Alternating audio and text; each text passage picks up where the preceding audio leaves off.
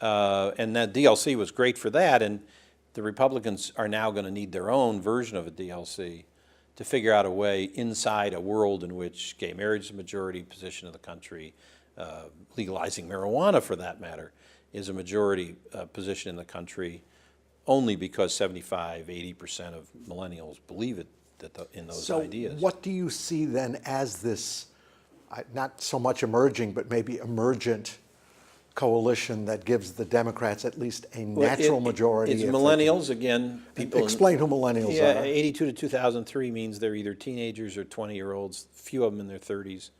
But they'll be more than 1 out of every 3 Americans by the end of the decade. They're the largest generation in American history, bigger than the boomers, but they also are a unified generation. They tend to, 65% of them tend to think one way. Some people say that's good, some people say it's bad, but in politics it's really good to have them on your side.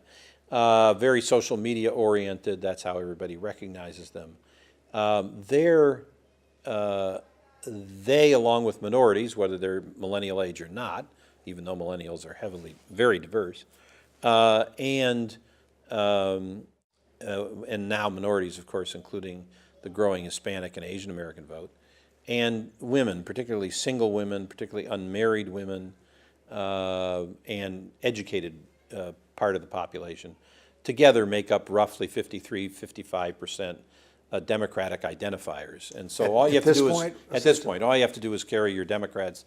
You can listen to that conversation on the network television about independence. It's actually irrelevant today. We used to be relevant, used to be ticket splitters, then independents. It's no longer relevant, may be relevant again. But all the Democrats have to do is carry their vote, and they win nationally, not necessarily in any congressional district, but nationally. So bring it back a little bit to Michigan. Okay. Okay. So once again, sort of the ground has shifted in some fairly dramatic ways.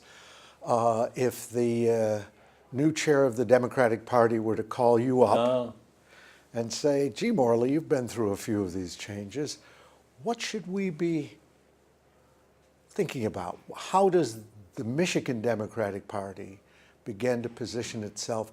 First of all, does that natural majority exist in Michigan? Yes, absolutely does, and Michigan does very well by its national candidates, and for that matter, its senatorial candidates. Still having a problem with that governor thing. Governor Granholm, to her credit, used the reverse of the old Republican ticket splitter strategy. She got women to split off and vote for a Democrat in western Michigan.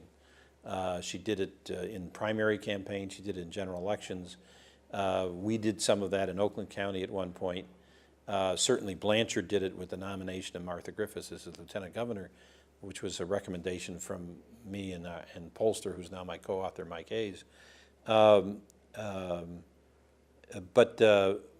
ticket splitting isn't what is necessary as a strategy in Michigan anymore. Now you need a message and a messenger that can attract this coalition and solidify its support. And in Michigan, obviously, African Americans is a larger share of the population than Hispanics or Asians, but those populations are growing. Young people very much out there. I will give you an example in my current state of California. Jerry Brown, who I've sort of had as a fellow traveler in the course of my political career just on age, not because we were allies at any time that I can think of. He pulled off a major coup in California, which was to fix their budget deficit going back to the Blanchard days by raising taxes, same solution Blanchard had. But he, when he campaigned, and then to his credit in his actual governance, said he wasn't going to raise taxes to find that revenue without a vote of the people. And so he put a temporary sales tax increase and a more permanent income tax increase on the ballot and carried it by making it very clear what he was going to do with the money. He told people in advance that he's going to stop the rapid rise in college tuition in California at the public universities, and if the proposition passed. And then the California State Legislature passed a law making it possible to register to vote online. And the law took effect 60 days before the election, but closed 30 days before the election. Over 1 million new voters under the age of 30 registered to vote, and the sales tax and income tax proposal carried with their votes because he was working that coalition, whether he did it consciously or unconsciously. He was working that new majority coalition of millennials, minorities, and educated and young women.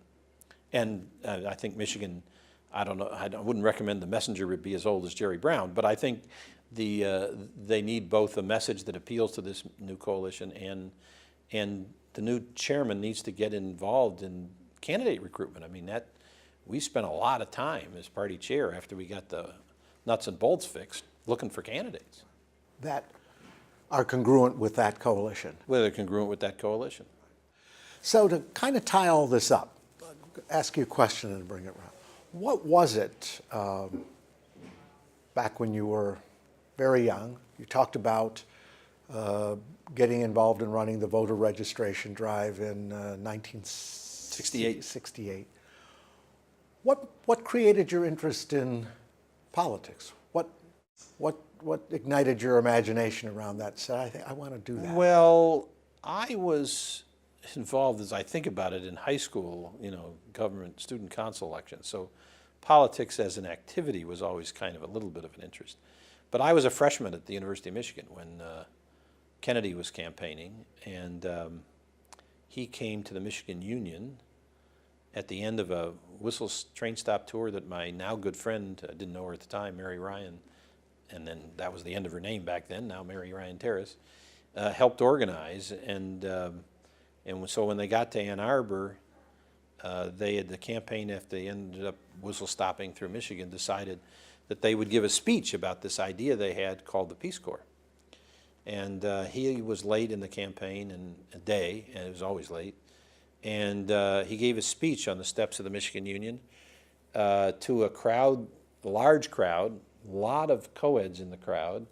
It was past curfew in 1960 for co-eds, but the university extended the curfew so they could come and see this glamorous, young-looking candidate for president. And at about 1 o'clock in the morning, he finally ended up giving this speech about the Peace Corps. It was a very inspirational speech about changing the world for the better.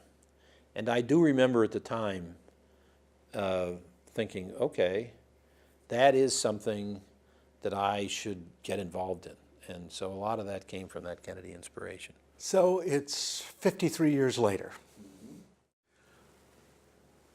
As hopeful, skeptical, cynical, how would you characterize your view of politics and governance in this country? I'm still very optimistic. It's easy to get cynical in politics. It's a profession that's difficult to keep your hands clean if you've been involved in it. I think I have done that. And you sort of have to go with the Lincoln approach, so well captured in that movie, of making any deal you need to make in order to get to where you want to go, knowing in your gut that where you want to go is the right place to go. But it's been a love of my life. I've thoroughly enjoyed it. I'm still in the middle of it. I'm still actively working on behalf of not just the progressive causes in the Democratic Party around this new coalition, but on behalf of this newest generation so that they have the same opportunities our generation had. We are the lucky generation. Nobody talks about a silent generation. Talk about boomers, but the generation just before boomers, between New Deal GIs, and we got the right breaks in life. We never had to get through the Great Depression. We got a lot of money from houses that soared in value. So we've done very well, and I hope to still give some back to that generation. Thank you. Thank you.